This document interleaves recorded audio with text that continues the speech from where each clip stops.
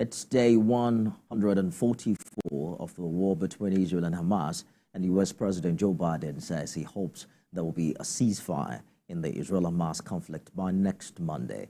And this comes as a diplomatic source familiar with the discussions confirmed that Hamas softened its position ahead of an agreement on the first phase of a deal. Hamas says it's studying a framework proposal put forward by Israel, the United States, Qatar, and Egypt and Paris for a truce and prison exchange in Gaza. We have more in this report. President Joe Biden has expressed optimism that a ceasefire will be agreed on in the Israel-Hamas conflict soon.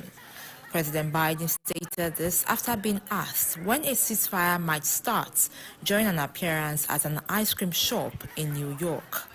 Well, I hope by the beginning of the weekend, the end of the weekend.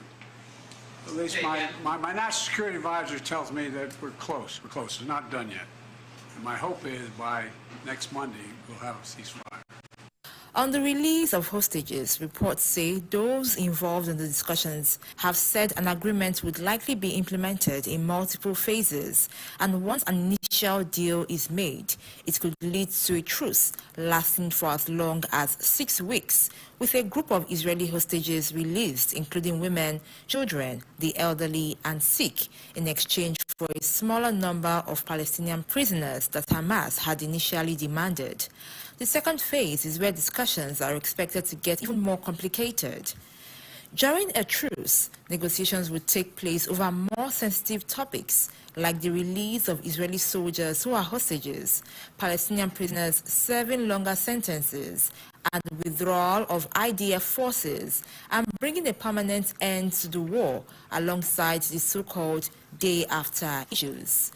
Israeli leaders have made clear they intend to launch a military offensive into Rafah, while in an earlier proposal, Hamas said they want to use a second phase to discuss the requirements necessary for the continuation of the mutual cessation of military operations. Meanwhile, the Palestinian group is yet to officially comment on the proposal, which was hammered out several days ago in the French capital, following mediated negotiations. This comes as U.S. President Joe Biden has suggested a halt in the fighting could come within a week. In another development, the Secretary General of the United Nations has taken note of the announcement by Palestinian Prime Minister on his resignation.